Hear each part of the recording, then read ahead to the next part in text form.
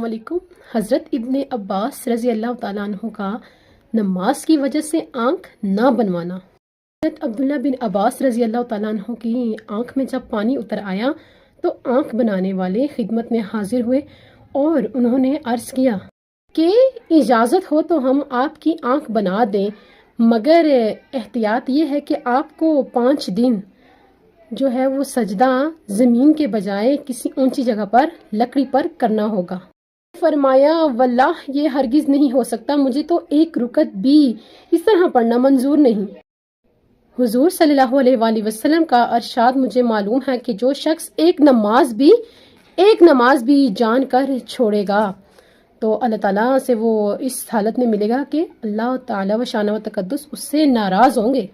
खर्चा शरई तौर पर मजबूरी की हालत में इस तरह नमाज जो है वो पढ़ी जा सकती है, लेकिन जो सहाबा इकराम थे ना, उनको नमाज से इस कदर शुगफ था, यानी वो इस कदर उनकी नज़र में नमाज की अहमियत थी कि उन्होंने अपनी आँख को बनाना भी पसंद ना फरमाया कि उनकी नमाज ना छूट जाए।